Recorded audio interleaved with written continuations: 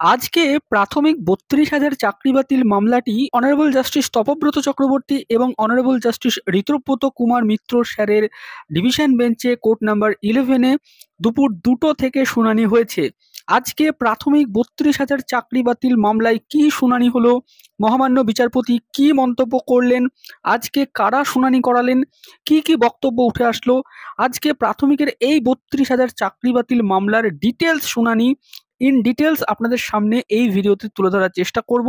ভিডিওর লেন্থ হয়তো একটু বড় হবে, কিন্তু ডিটেলস আজকে কি ঘটলো কোর্টরুমে সেটা পুরোটা কিন্তু সংক্ষেপে বর্ণনা করার চেষ্টা করব। অনুরোধ করব আপনারা এই ভিডিওটি পুরোটা দেখবেন। আজকে মূলত যারা চাকরি হারিয়েছিলেন সিঙ্গেল বেঞ্চের জাজমেন্টের দ্বারা, তাদের আইনজীবী মিস্টার মিত্র, তিনি সিনিয়র আইনজীবী অত্যন্ত, তিনি আজকে সওয়াল করেছেন। প্রায় পুরো সেকেন্ড হাফটা ধরেই তিনি সওয়াল করেছেন। তার সওয়াল এখনো শেষ হয়নি, পরে তিনি আবার সওয়াল করবেন। তো অলরেডি বোর্ড বলে দিয়েছেন তাদের যে বক্তব্য, বোর্ড এর পরেও বলবেন। চাকরি হারা প্রাইমারি শিক্ষক যারা সিঙ্গেল বেঞ্চের জাজমেন্টে চাকরি হারিয়েছিলেন, আপাতত তারা চাকরি করছেন, তাদের চাকরির উপরে স্থগিতাদেশ রয়েছে। তাদের পক্ষে আইনজীবী কল্যাণ ব্যানার্জি, তিনিও বক্তব্য রেখেছিলেন গত দিনে। তো আজকে মূলত মিস্টার মিত্র, সিনিয়র আইনজীবী, তিনি আজকে অ্যাপেলেন্টসদের হয়ে, অর্থাৎ যারা অ্যাফেক্টেড পার্টি, যাদের চাকরি হারিয়ে গেছিল সিঙ্গেল বেঞ্চের রায়ে বা জাজমেন্টের দ্বারা, তাদের পক্ষ থেকে মূলত 705 জন রিট পিটিশনারের পক্ষ থেকে বলতে ওঠেন মিস্টার মিত্র আইনজীবী। তিনি যেটা প্রথমেই বলেন যে 2016 সিলেকশন প্রসেসে তারা পার্টিসিপেট করেছিলেন এবং 2017 সালে তারা সাকসেসফুল হয়েছিলেন এবং তারা কাজে যোগ দেন। সেপ্টেম্বর 2022-এ 5 বছর পরে যারা আনসাকসেসফুল প্রার্থী, এরকম 140 জন প্রার্থী, তারা কোর্টে মামলা করেন এবং তাদের মামলার পরিপ্রেক্ষিতে মহামান্য সিঙ্গেল বেঞ্চ চাকরি বাতিল করেন 32,000 প্রার্থীর। অনারেবল বিচারপতি এই সময় জিজ্ঞাসা করেন যে কতজন টোটাল অ্যাপয়েন্টমেন্ট পেয়েছিল। তখন আইনজীবী জানান যে প্রায় 32,000 আনটেন্ড প্রার্থী। অনারেবল জাস্টিস এই সময় বলেন যে আমাকে লিখে দিন যে কত টোটাল ভ্যাকান্সি ছিল, কত আনট্রেন্ড প্রার্থী চাকরি পেয়েছিল এবং কত আনট্রেন্ড প্রার্থী অ্যাপ্লাই করেছিলেন। তো এই সময় আইনজীবী জানান যে প্রায় 1,20,000 অ্যাপ্লিক্যান্টস ছিলেন যারা আবেদন করেছিলেন। আউট অফ দ্যাট 32,000 আনট্রেন্ড প্রার্থী অ্যাপয়েন্টমেন্ট পেয়েছিলেন। পিটিশনাররা আমাদের চাকরি বাতিলের প্রেয়ার করেনি, অর্থাৎ যারা মামলা করেছিলেন তারা চাকরি বাতিলের প্রেয়ার করেননি। 5 বছর পরে মামলা করেছিল তারা নিজেদের চাকরির জন্য, কিন্তু সেই মামলাটি অপ্রত্যাশিতভাবে অন্যদিকে মোড় নেয়। এই সময় মহামান্য বিচারপতি জিজ্ঞাসা করেন যে মিস্টার মিত্র, এই বিষয়গুলি আমরা শুনেছি যে আপনারা পার্টি ছিলেন না, আপনাদের চাকরি বাতিল করে দেওয়া হয়েছে, আপনাদের চাকরি বাতিল করার কোনো প্রেয়ারও পিটিশনাররা করেননি। আপনি নতুন কিছু বলুন, ফ্রেশ পয়েন্টগুলো বলুন। তো এই সময় আইনজীবী তিনি বলেন যে মাই লর্ড, যেভাবে তদন্ত হয়েছে 165 সাক্ষী গ্রহণ করা হয়েছে 165 ধারাতে, তা সঠিক ছিল না। এটা অ্যাডভোকেট জেনারেল এবং আইনজীবী কল্যাণ ব্যানার্জি বলেছিলেন। আমি যেটা বলতে চাই, এই ধরনের তদন্ত দ্বারা যা উঠে এসেছে, যদিও সেটা আনজাস্টিফাইড, তবুও সেখানেও এমন কোনো গ্রাউন্ড পাওয়া যায়নি যেটির দ্বারা এই নিয়োগ বাতিল হয়। কোনো সাস্টেনেবল গ্রাউন্ডই ছিল না 32,000 প্যানেল বাতিল করার জন্য। সিঙ্গেল বেঞ্চের জাজমেন্টটি তিনি দেখালেন এবং তিনি সিঙ্গেল বেঞ্চের জাজমেন্টের যে গ্রাউন্ডের দ্বারা চাকরি বাতিল হয়েছিল সেই গ্রাউন্ডগুলোকে খণ্ডন করার চেষ্টা করছিলেন। প্রথমেই তিনি সিঙ্গেল বেঞ্চের জাজমেন্টের এই যে গ্রাউন্ডটা ছিল, যে লাস্ট কাট অফ মার্কস যেটা ছিল, মহামান্য বিচারপতি উল্লেখ করেছিলেন 14.191, এবং মহামান্য বিচারপতি বলেছিলেন যে 824 জন প্রার্থী বিলো 13 মার্কস পেয়ে তারা অ্যাপয়েন্টেড হয়েছে। এই যুক্তিটাকে খণ্ডন করার জন্য আইনজীবী বলেন যে লার্নেড সিঙ্গেল বেঞ্চ, এই যে 14.191 এই কাট অফ মার্কস, এইটা কথা তিনি যেটা বলছেন সেটা সঠিক নয়।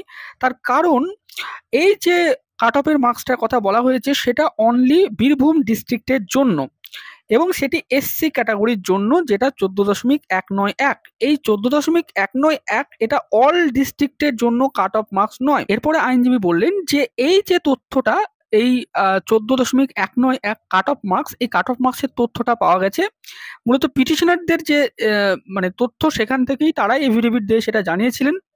এবং সেখান থেকে মহামান্য সিঙ্গেল বেঞ্চের বিচারপতি এটা রেকর্ড করেছিলেন, মূলত বোর্ড যে তথ্য দিয়েছিল সেই তথ্যের উপর ভিত্তি করে। এই সময় অনারেবল বিচারপতি বললেন যে এটা আমরা বুঝলাম যে লোয়েস্ট কাট অফ মার্কস যেটা সেটা 14.191 এবং বিলো 30 পেয়ে 824 জন প্রার্থী তারা চাকরি করছে, এটা লার্নেড সিঙ্গেল বেঞ্চের জাজমেন্টে বলা হয়েছে। তো এই সময় আইনজীবী বললেন যে মাই লর্ড, কিন্তু 14.191টাই কি অল প্রার্থীর কাট অফ? এই সময় জাস্টিস জিজ্ঞাসা করলেন, তাহলে আমাদের দেখান যে এই 824 জন বিলো কাট অফের মধ্যে চাকরি পায়নি। তখন আইনজীবী বললেন যে এই যে চার্ট দেওয়া হয়েছিল জানুয়ারি 2023-এ, সেখানে দেওয়া হয়েছিল পিটিশনারদের পক্ষ থেকে, এবং আমরা এটা পেয়েছি অগাস্ট 2023-এ আফটার জাজমেন্ট অফ কোর্ট, এবং রিট পিটিশনাররা যখন এফিডেভিট ইন অপোজিশন দিয়েছিল তখন তারা সেটা পেয়েছে। এই সময় জাস্টিস জিজ্ঞাসা করেন যে 705 জন আপনি যাদের হয়ে বলছেন তারা কোন জেলার? তখন আইনজীবী জানান যে ডিফারেন্ট ডিস্ট্রিক্টের হয়ে তারা বলছেন।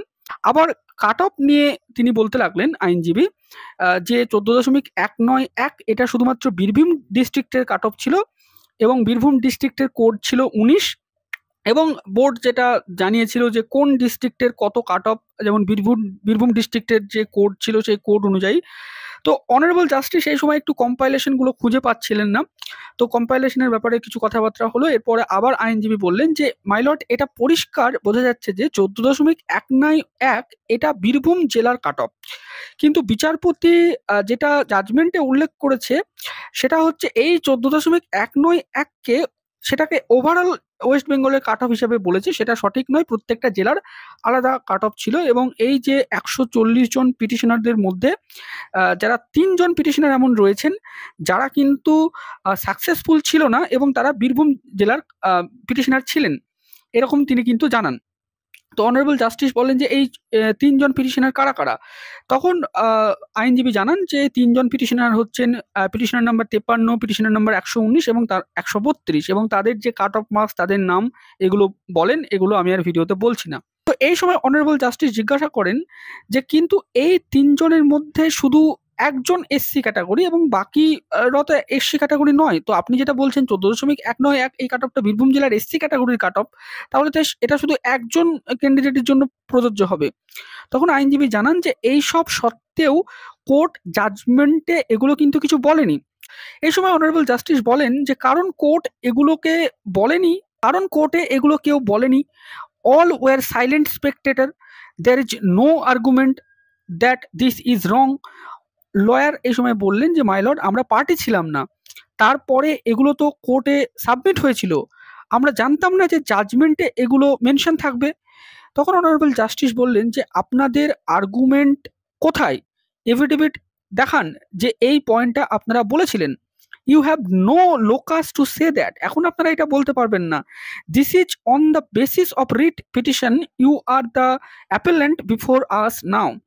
Have you filed any pleading?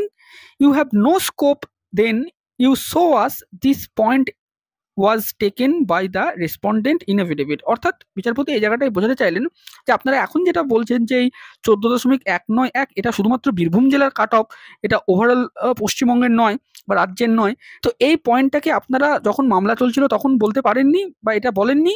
আপনারা না হয় পার্টি ছিলেন না, বোর্ড তো বলতে পারতো, এটাই মহামান্য বিচারপতি বোঝাতে চাইলেন। তো তখন আইনজীবী যিনি ছিলেন তিনি বললেন, মাই লর্ড, বোর্ড কিভাবে বলবে? মহামান্য বিচারপতি বললেন যে প্লিজ এটা বলবেন না যে সিঙ্গেল বেঞ্চে একদম শুনানি হয়নি, কেউ বলেনি, জাজ একেবারে নিজেই জাজমেন্ট দিয়ে দিয়েছে, তা তো হয়নি, শুনানি হয়েছে, তো বোর্ড তো সেই শুনানিতে বলতে পারতো। তখন আইনজীবী বললেন যে মাই লর্ড, সিঙ্গেল বেঞ্চের ডিরেকশনে বোর্ড রিপোর্ট সাবমিট করেছিল, সেই রিপোর্ট থেকে কোর্ট খুঁজে পেয়েছিল 14.191 বীরভূম জেলার এসসি ক্যাটাগরির কাট অফ, কিন্তু জাজমেন্টে কোর্ট কি বলেছে সেটা নোবডি নোজ। তো এই সময় জাস্টিস বললেন যে আপনি যে আর্গুমেন্ট এখানে করছেন সেটা কি রিট কোর্টেও করা হয়েছিল? তখন আইনজীবী বললেন যে উই আর নট পার্টি, আমরা সেখানে পার্টি ছিলাম না। তখন অনারেবল জাস্টিস বললেন যে নট অফ ইউ, আমি আপনাদেরকে বলছি না, আমি বলছি বোর্ডকে, যে বোর্ড এটা সিঙ্গেল বেঞ্চে বলেছিল কি বলেনি। এই সময় আইনজীবী বললেন যে মাই লর্ড, বোর্ড কিভাবে জানবে যে জাজমেন্টে এটা মেনশন থাকবে না?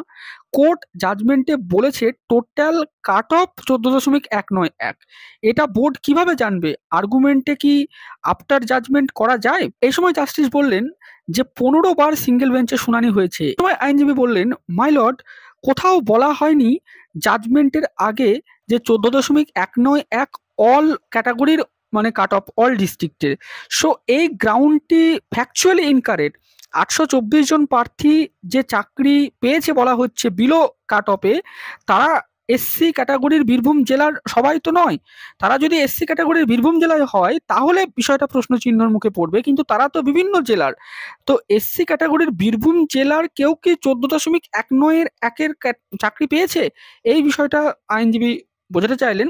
এবং তিনি বললেন যে 140 জন পিটিশনার যারা রয়েছেন তারা কোনো জেলার যে লোয়েস্ট কাট অফ সে কাট অফে আসতে পারছে না। তখন অনারেবল জাস্টিস বললেন যে তারা আসতে পারছে না, তার কারণ because of scam, because of favouritism. এই জায়গাটা খুব গুরুত্বপূর্ণ। তো আইনজীবী বললেন, my lord, scam is where, অর্থাৎ কোথায় স্ক্যাম হয়েছে? তখন অনারেবল জাস্টিস বললেন, it is explicit from the record, have you seen this documents? বলে তিনি বললেন যে এটা দেখা যাচ্ছে পরিষ্কারভাবে রেকর্ড থেকে, এই রেকর্ডগুলোকে আপনারা দেখেছেন? এই সময় অনারেবল জাস্টিস আইনজীবীকে একটি রেকর্ড দেখান, একটি আরটিআই রিপোর্ট, এবং সেই বিষয়ে তিনি বললেন যে এইটা নিয়ে আপনি কি বলবেন? তখন আইনজীবী বললেন, মাই লর্ড, নোন, তারা এটা নিয়ে বলতে পারবেন না, তারা বোর্ড এটা নিয়ে বলবেন। তো তখন জাস্টিস বললেন, ঠিক আছে, তাহলে বোর্ডকে আমরা এই বিষয়টা নিয়ে প্রশ্ন করব, because this was not your document, এটা আপনাদের ডকুমেন্ট নয়। তো এই সময় আইনজীবী বললেন যে মাই লর্ড, আমাদের যে নেক্সট গ্রাউন্ড, সেই নেক্সট গ্রাউন্ডটা হচ্ছে, অর্থাৎ প্রথম গ্রাউন্ড আইনজীবী যেটা বোঝাতে চাইলেন যে মহামান্য বিচারপতি যেটা বলেছে যে 14.191 কাট অফের নিচে চাকরি হয়েছে, এইটা সঠিক নয়। তার কারণ 14.191 এটা অল জেনারেল কাট অফ নয়, এটা শুধুমাত্র বীরভূম জেলার এসসি ক্যাটাগরির কাট অফ।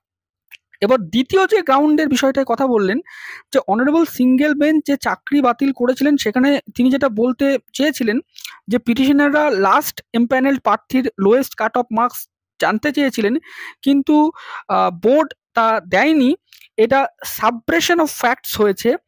কিন্তু একটি অর্ডার তিনি দেখালেন যেখানে সিঙ্গেল বেঞ্চ বোর্ডকে তথ্য জানতে চেয়েছিলেন এবং বোর্ড সেই তথ্য প্রোভাইড করেছিল তাদের ওয়েবসাইটে, যে মেরিট লিস্ট পাবলিশ করেছিল সেই বিষয়টা।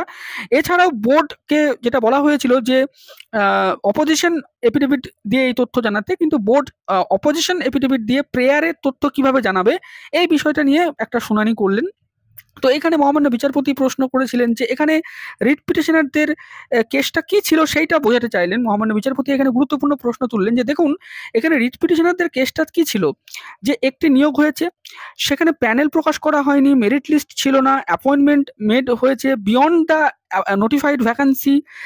এই ব্যাকগ্রাউন্ডে রিট পিটিশনাররা কোর্টের কাছে প্রে করেছিল যে কোর্ট যেন বোর্ডকে নির্দেশ দেয় যে তাদেরকে লোয়েস্ট কাট অফ বা প্যানেল বা মেরিট লিস্ট এগুলো পাবলিশ করার জন্য।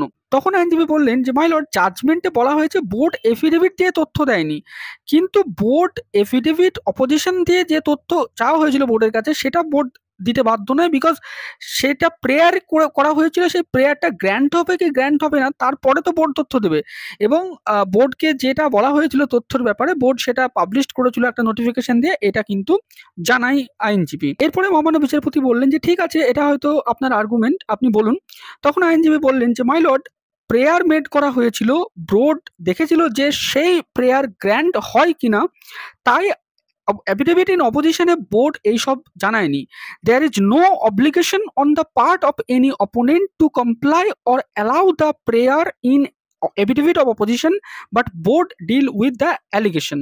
তো এই জায়গাটাই মহামান্য বিচারপতিকে আইনজীবী বোঝাতে চাইলেন যে এটা বোর্ডের কোনো অব্লিগেশন ছিল না, যে পার্টি যে প্রেয়ার করেছে তার ভিত্তিতে তাকে তথ্য দিতে হবে অপোজিশনের এফিডেভিটে, বাট বোর্ড পার্টি যে অ্যালিগেশন এনেছে সেটাকে বোর্ডের ডিল করা উচিত ছিল, এটা কিন্তু মহামান্য বিচারপতিকে আইনজীবী বোঝাতে চাইলেন। তো অনারেবল জাস্টিস এই জায়গাটায় বললেন যে আপনি যেটা বলছেন সেটা বোর্ডের আর্গুমেন্ট কিন্তু ছিল না। তো আইনজীবী বললেন যে মাই লর্ড, আমরা নন অ্যাপিয়ারিং পার্টি হয়ে বলছি, কারণ আমরা পার্টি ছিলাম না। তখন অনারেবল জাস্টিস বললেন যে আপনি কিভাবে জানবেন যে 1,20,000 প্রার্থী কত নম্বর পেয়েছেন, এটা কি আপনার দ্বারা জানা সম্ভব? আপনি শুধুমাত্র সিলেকশন প্রসেসে পার্টিসিপেট করেছেন মাত্র। তখন আইনজীবী বললেন, মাই লর্ড, সিঙ্গেল বেঞ্চ যেটা বলেছে বোর্ড তথ্য দেয়নি সেটা ঠিক নয়। তখন অনারেবল জাস্টিস বললেন, কোর্ট কি প্রশ্ন করতে পারে না? তখন আইনজীবী বললেন, অবশ্যই কোর্ট প্রশ্ন করতে পারে, কিন্তু যাকে প্রশ্ন করবে কোর্ট সেও বলতে পারে যে সেই প্রশ্নটি রেলিভেন্ট কি রেলিভেন্ট নয়। তো কোর্ট ডিরেকশন দিয়েছিল আইনজীবী জানান, এবং ডিসেম্বর 20, 2022-এ তথ্য দেওয়ার জন্য বোর্ডকে different category, different medium, cut off এই সমস্ত জানানোর জন্য, এবং 10ই জানুয়ারি 2023-এর মধ্যে এই তথ্য জানানোর জন্য বোর্ডকে নির্দেশ দেয়। এবং এরপরে দেখা যায় যে বোর্ড সে অর্ডার কমপ্লাই করেছিল বলে আইনজীবী জানান, এবং বোর্ডের একটি নোটিশ দেখালেন যে বোর্ড অর্ডার কমপ্লাই করে মার্কস পাবলিকেশন করেছিল, অতএব তথ্য তারা সাপ্রেস করেনি, এই বিষয়টা বোঝাতে চাইলেন। তো এরপরে আইনজীবী যে পয়েন্টটা নিয়ে বলতে চাইলেন সেটা হচ্ছে অ্যাপটিটিউড টেস্ট। এই জায়গায় আইনজীবীর বক্তব্য যে এই যে অ্যাপটিটিউড টেস্ট নেওয়া হয়নি, এইটা মূলত মহামান্য বিচারপতির বলেছেন ওরাল এভিডেন্সের ভিত্তিতে। যারা ইন্টারভিউ নিয়েছিল এবং যারা পিটিশনার ছিল তাদেরকে তিনি 165 এভিডেন্স অ্যাক্টে তাদেরকে তিনি ডেকে তিনি মানে সাক্ষ্য নিয়েছিলেন, এবং তিনি এই সিদ্ধান্তে পৌঁছেছিলেন যে অ্যাপটিটিউড টেস্ট হয়নি। তো সেক্ষেত্রে এই 165 যে এভিডেন্স অ্যাক্ট, এইটা তিনি প্রয়োগ করতে পারেন কি পারেন না, এই বিষয়টা নিয়ে বা এই 165 এভিডেন্স অ্যাক্টের ব্যাকগ্রাউন্ডটা কি ছিল সেই নিয়ে 17ই জানুয়ারির একটি অর্ডার দেখালেন। আমি সেই বিষয়টা আর বিস্তারিত বলছি না। এরপরে তার আরও অ্যালিগেশন ছিল আইনজীবীর যে কেন 7 জন শুধুমাত্র পিটিশনারকে ডাকা হলো, যারা লোয়েস্ট মার্কস পেয়েছিল অ্যাপটিটিউড টেস্টে তাদেরকেই কেন সাক্ষী নেওয়া হলো, এছাড়াও কেন ইন্টারভিউয়ার যারা ছিল তাদেরকে মাত্র 4 জন জেলার ইন্টারভিউয়ারকে ডেকে প্রশ্ন করা হয়েছিল। এবং আইনজীবী আরও প্রশ্ন তোলেন যেটা গুরুত্বপূর্ণ, যে এক্ষেত্রে 165 যে এভিডেন্স অ্যাক্ট সেখানে কিন্তু ক্রস এক্সামিনের সুযোগ ছিল না, তাদের কোনো নোটিশ দেওয়া হয়নি। তাহলে 165 এভিডেন্সের ভ্যালু কোথায় রয়েছে? এবং অ্যাফেক্টেড পার্টি যারা, তারা ক্রস এক্সামিনই করতে পারেনি এই 165 এভিডেন্স অ্যাক্টের যে তথ্য নেওয়ার এই বিষয়টার। এবং 165 এভিডেন্স অ্যাক্টের বিষয়টা তিনি পড়তে লাগলেন বিচারপতিকে, যে সেক্ষেত্রে 165 এভিডেন্স অ্যাক্টে এখানে কিন্তু যারা পার্টি নয় তাদেরকে কোর্ট কিন্তু উইটনেস হিসাবে ডাকতে পারে না। এক্ষেত্রে যারা ইন্টারভিউয়ার তারা পার্টি ছিল না এই মামলায়, অতএব এদেরকে কোর্ট উইটনেস হিসাবে ডাকতে পারে না। এই বিষয়গুলো অনারেবল বিচারপতিকে বললেন, এবং অ্যাপটিটিউড টেস্টটা কি সেটা নিয়ে যে রুলটা কি সেটা দেখালেন। এছাড়াও অ্যাপটিটিউড টেস্ট মানে যে ন্যাচারাল টিচিং অ্যাবিলিটি, এই বিষয়টাও মহামান্য বিচারপতির কাছে তিনি তুলে ধরলেন। তো এরপরে তিনি যেটা বললেন যে অনারেবল সিঙ্গেল জাজ যে অ্যাপ্রোচে অ্যাপটিটিউড টেস্টটাকে দেখার চেষ্টা করেছেন 165 মানে প্রয়োগ করে, সেই অ্যাপ্রোচটা নিয়ে তিনি প্রশ্ন তুললেন যে সেই অ্যাপ্রোচটা সঠিক ছিল না। এই সময় আইনজীবীর কাছে মহামান্য বিচারপতি একটি গুরুত্বপূর্ণ প্রশ্ন করলেন যে দেখুন, সিঙ্গেল জাজ যেটা হয়তো বোঝাতে চেয়েছেন যে ইন্টারভিউ এবং অ্যাপটিটিউড টেস্ট 5 নাম্বার করেছিল। এবার এই দুটো একই দিনে হয়েছিল, এবং এই দুটোর জন্য নিশ্চয়ই আলাদা আলাদা করে প্রশ্ন করা উচিত ছিল। যে অ্যাপটিটিউড টেস্টের জন্য এক ধরনের প্রশ্ন, আবার ইন্টারভিউয়ের জন্য এক ধরনের প্রশ্ন, কিন্তু সেটা হয়তো করা হয়নি। অ্যাপটিটিউড টেস্টের ডিসগাইজে বা অ্যাপটিটিউড টেস্টের ছদ্মবেশে যারা হয়তো লোয়েস্ট একাডেমিক মার্কস পেয়েছিল তাদেরকে ফুল মার্কস দিয়ে দেওয়া হয়েছিল, সেই বিষয়টাই হয়তো বোঝাতে চেয়েছিল লার্নেড সিঙ্গেল জাজ। তো এই জায়গায় আইনজীবী বললেন, মাই লর্ড, লার্নেড সিঙ্গেল জাজ কিন্তু সেই বিষয়ে কোনো প্রশ্ন কাউকে করেননি। এখানে মহামান্য বিচারপতি বললেন, যারা ইন্টারভিউ নিয়েছিল তারাই তো জানে না যে অ্যাপটিটিউড টেস্ট কি, ইন্টারভিউ কি, সেটাই তো লার্নেড সিঙ্গেল জাজ 165 এভিডেন্স অ্যাক্ট প্রয়োগ করে দেখেছেন। তখন আইনজীবী অ্যাপটিটিউড টেস্ট কি বা এগুলো নিয়ে আরও ডিটেলসে তিনি বলতে লাগলেন, এবং তিনি যেটা বললেন যে লার্নেড সিঙ্গেল জাজ যে প্রশ্নগুলো করেছিল অ্যাপটিটিউড টেস্ট এবং ইন্টারভিউ নিয়ে, সেই বিষয়গুলো তিনি বলতে লাগলেন। সবশেষে মহামান্য বিচারপতি আইনজীবীর কাছে জানতে চাইলেন যে according to the learned single জাজ দেয়ার মে বি স্ক্যাম, করাপশন, তার জন্য তিনি এত কিছু হয়তো দেখেননি, এবং এই বিষয়টি নিয়ে আপনারা কি বলতে চান বা আপনি কি বলতে চান? তখন আইনজীবী বললেন, দেখুন মাই লর্ড, আমরা এগুলো বলবো, বাট এই যে স্ক্যাম বা করাপশন নিয়ে বলা হচ্ছে, এটা যদি প্রুফ হয় বা এটা যদি সত্যি হয়, তাহলে তার গিল্টি হচ্ছে বোর্ড, এবং এক্ষেত্রে বোর্ডের গিল্টির জন্য সবার চাকরি বাতিল করে দেওয়া হচ্ছে। আবার বোর্ডকে বলা হচ্ছে যে আপনি নিয়োগ করুন। তাহলে এটা কি ধরনের জাস্টিস? কোর্ট কি করাপশনকে এনকারেজ করছে? অর্থাৎ কোর্ট বলছে বোর্ড হচ্ছে করাপ্টেড একটি সংস্থা, আবার তাদেরই বলছে তুমি রিক্রুটমেন্ট করো ফ্রেশভাবে। তার মানে কি জাস্টিস হচ্ছে? আমি এটা গ্রেট গ্রিভেন্স এবং সরো থেকে বলছি, এটা নোট করা হোক। বোর্ড যদি রিক্রুটমেন্ট করে তাহলে তো আবার মামলা হবে, আবার বাতিল হবে। এই গুরুত্বপূর্ণ মন্তব্যটা কিন্তু সিনিয়র আইনজীবী মিস্টার মিত্র আজকে কোর্টে করলেন। এই সময় মহামান্য বিচারপতি বললেন যে তাহলে কোর্ট যদি মনে করে বোর্ড করাপ্ট, তাহলে কোর্ট কি করবে?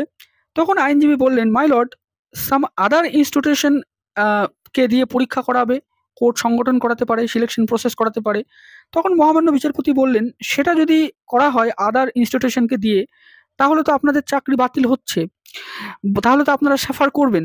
তখন আইনজীবী বলেন, মাই লর্ড, কোর্টের যদি পাওয়ারই না থাকে একটি করাপ্ট বডিকে রিমুভ করার, তাহলে কোর্ট নির্দোষ ব্যক্তির চাকরি কিভাবে বাতিল করতে পারে সেই করাপ্ট বডির দোষে? অর্থাৎ এক্ষেত্রে আইনজীবী এটা বোঝাতে চাইলেন যে যারা চাকরি করছেন দীর্ঘ ৫ বছর, যাদের বিরুদ্ধে কোনো প্রমাণ পাওয়া যায়নি যে তারা দুর্নীতি করেছে, এক্ষেত্রে যদি বোর্ডের কোনো দোষ থেকে থাকে, তাহলে বোর্ডের সেই দোষটার জন্য নির্দোষ ব্যক্তির চাকরি বাতিল হবে, অথচ সেই করাপ্টেড বোর্ডকে দিয়েই আবার সিলেকশন প্রসেস করানো হবে।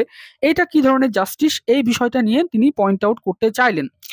তো মহামান্য বিচারপতিও এই জায়গায় প্রশ্ন করলেন যে, দেখুন, কোর্ট যদি দেখে এখানে করাপশন হয়েছে, চাকরি বিক্রি হয়েছে, তাহলে কোর্ট কি পারবে না এক্সামিনিং বডিকে চেঞ্জ করতে? তখন আইনজীবী বললেন, মাই লর্ড, এই ধরনের কোনো প্রভিশন নেই কোর্টের কাছে, কোর্ট এটা পারে না। তখন মহামান্য বিচারপতি বললেন, স্ক্যাম, করাপশন সবকিছু তাহলে সাইলেন্ট স্পেকটেটর, অর্থাৎ এত কিছু হলেও কোর্ট পারবে না এই বোর্ডকে রিমুভ করে দিতে? তখন আইনজীবী বললেন, মাই লর্ড, সাইলেন্ট স্পেকটেটর বিষয়টা নয়, তবে এই নিয়ে কোর্ট কিছু করতে পারবে না। অন্যদিকে এটাও তো দেখতে হবে যে সত্যি সত্যি এখানে সবকিছু নিয়ম মেনে হয়েছে কিনা, আদৌ স্ক্যাম হয়েছে কিনা। মহামান্য সিঙ্গেল বেঞ্চের বিচারপতি যে গ্রাউন্ডে স্ক্যাম বলছেন, সেই গ্রাউন্ডে কিন্তু স্ক্যাম হয়নি। অর্থাৎ এক্ষেত্রে আইনজীবী আবার বোঝাতে চাইলেন যে তিনি যেটা স্ক্যাম স্ক্যাম যে বিষয়টা বলা হচ্ছে, সেটা মহামান্য সিঙ্গেল বেঞ্চের বিচারপতির যে জাজমেন্ট, সেই জাজমেন্টে কিন্তু প্রতিষ্ঠিত হচ্ছে না।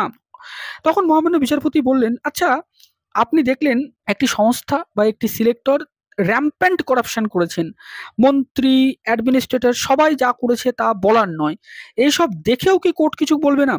তখন আইনজীবী বললেন, মাই লর্ড, কোর্ট কিন্তু কোনো ইললজিক্যাল অর্ডার দিতে পারে না, বা আইনগতভাবে বৈধ নয় এমন কোনো অর্ডার দিতে পারে না, তাকে প্রসেস মেনেই অর্ডার দিতে হবে। এবং জাজমেন্টে কি কোনো গ্রাউন্ড মেড হয়েছে এটা দেখতে হবে, যে যে জাজমেন্ট কোর্ট দিয়েছে যে স্ক্যাম হয়েছে বলে আমি সবার চাকরি বাতিল করছি, আমি আর কিছু দেখব না, এখানে কিন্তু জাজমেন্টে এটা মেড হতে হবে বা গ্রাউন্ড থাকতে হবে যে সত্যি এখানে র্যাম্প্যান্ট করাপশন হয়েছে। তখন অনারেবল জাস্টিস বললেন, কিন্তু এখানে তো সিবিআই তদন্ত করছে, এই ইস্যু নিয়ে কিছু বলুন। তখন আইনজীবী বললেন, লার্নেড সিঙ্গেল জাজ could not find there is corruption. এই যে স্ক্যাম বলা হচ্ছে, তা কি প্রুভড হয়েছে, তা কি সাস্টেন হয়েছে এখানে? তখন অনারেবল জাস্টিস বললেন যে, এই স্ক্যাম নিয়ে কিন্তু আপনি বলুন, অন্য যে তথ্যগুলো রয়েছে সেগুলো যা বলার আপনি সংক্ষেপে বলবেন, কিন্তু এই স্ক্যামের অংশটা নিয়ে আমরা শুনতে চাই, যে আদৌ কি প্রাথমিক নিয়োগে স্ক্যাম হয়েছে কিনা, আদৌ কি এই যে করাপশন বিষয়টা বলা হচ্ছে, এই যে ইললিগালিটি, এগুলো হয়েছে কিনা, এবং যদি হয়ে থাকে তাহলে কি হবে, এই বিষয়টা নিয়ে মতামত শুনতে চাইলেন সিনিয়র আইনজীবী মিস্টার মিত্রর কাছে। তো মিস্টার মিত্রর আজকে বলা মোটামুটিভাবে শেষ হলো। তিনি মোটামুটিভাবে কাট অফ, অ্যাপটিটিউড টেস্ট এবং বোর্ড যে সাবট্রেশন অফ ফ্যাক্টস করেছে বলে বলা হচ্ছে, এই ৩টে অ্যালিগেশনের বিরুদ্ধে তিনি বললেন, বা তিনি এই অ্যালিগেশনগুলোকে খণ্ডন করার চেষ্টা করলেন। তার পাশাপাশি স্ক্যাম এবং করাপশন নিয়ে মিস্টার মিত্র আজকে কিছু সেরকম বললেন না। তিনি যেটা বললেন যে স্ক্যাম হয়েছে এমন কোনো গ্রাউন্ড জাজমেন্টে নেই, সেগুলো প্রুভড হয়নি। এবং অন্যদিকে যদি বোর্ড করাপ্টেড বডি হয়, তাহলে বোর্ডকে দিয়েই কেন রিক্রুটমেন্ট করানো হচ্ছে, এই বিষয়টাও তিনি তুলে ধরার চেষ্টা করলেন, যে তাহলে প্রপার জাস্টিস কি এটার দ্বারা হচ্ছে কি হচ্ছে না, সেটাও কিন্তু তিনি মহামান্য বিচারপতির কাছে তুলে ধরলেন। মহামান্য বিচারপতিও কিন্তু আজকে প্রাথমিক নিয়োগ দুর্নীতি, এই যে মামলা ৩২,০০০ চাকরি বাতিল, সেখানে কিন্তু এই স্ক্যাম করাপশন এই পার্টটার উপরেই কিন্তু তিনি বারবার জোর দিতে চাইছিলেন, যে আদৌ এই স্ক্যাম হয়েছে কিনা, আদৌ করাপশন হয়েছে কিনা, সেটা যদি হয়ে থাকে, বোর্ড যদি আদৌ করাপশন করে থাকে, সেটা যদি প্রুভড হয় তাহলে কি হবে, আর যদি সেটা প্রুভ না হয় তাহলে কি হবে, এই বিষয়গুলো নিয়ে কিন্তু মহামান্য বিচারপতিও শুনতে আগ্রহী। তো পরবর্তী দিনে শুনানি আবার রাখা হলো। পরবর্তী দিন বলতে গেলে ডে আফটার টুমোরো এই মামলার দুপুর ২টোর সময় শুনানি হবে। মিস্টার মিত্র তিনি আবার বলবেন, তার আজকের বলা শেষ হয়নি। তিনি মোটামুটি ঘন্টাখানেক বলবেন বলে বললেন আজকে।